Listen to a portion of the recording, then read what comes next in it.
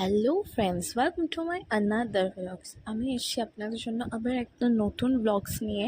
আমি ডেইলি আসতে পারি না বিকজ আমি একটু বিজি থাকি আর খুব লেজি লাগে ব্লগ বানাতে। আমার পাপা আমার জন্য বার্গার নিয়ে এসেছিলো, তারপর এখানে রসগোল্লা খেলাম। তারপর অ্যাকচুয়ালি আমার পরের দিন ছিল উপোস, 9 দিনের উপোস। ইউপিতে নবরাত্রি কঞ্জক হয়, উপোস হয়, তো আমি সেটা করি। এখানে আমি তৈরি করছি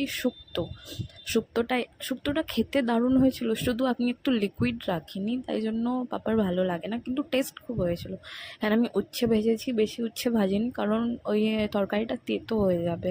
ওখানে আমি একটা মশলা বানিয়েছিলাম, পোস্ত আর কালো সর্ষে, লঙ্কা, জিরে সামথিং দিয়েছিলাম, আপনারা দেখে নেবেন। তার পেস্ট হয়ে গেছে, আমি তাকে গুঁড়ো করেছিলাম, মিক্সার খারাপ হয়ে গেছে, ওই আমি শিলেতে করেছিলাম। তারপর আমি এখানে পেঁপে, ডাঁটা, আলু ভাজতে দিয়ে দিলাম। এতে গাজরও দেওয়া যাবে, কিন্তু গাজরটা আমার কাছে ছিল না, ওই জন্য আমি দিইনি। বিম কড়াই, এখানে বিম কড়াইও দেওয়া আছে, বিম যেটাকে বলে।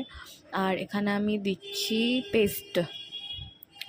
আই থিঙ্ক আমি এখানে সর্ষে বাটা দিয়েছিলাম, আর দুধ দিয়েছিলাম, আর পেস্ট করেছিলাম আমি রাঁধুনি বাটা, মানে জোয়ান বাটা আর আদা বাটা। তারপর ওটা দেওয়ার পর ওটাকে বয়েল করে আমি এখানে সে মশলাটা দিয়েছিলাম। শুক্তোর কালারটা দারুণ হয়েছিল। তারপর আমি করেছি টমেটোর চাটনি, কারণ শুধু শুক্তো দিয়ে ভাত খেতে মজা আসবে না, একটু মিষ্টি না হলে হয় না।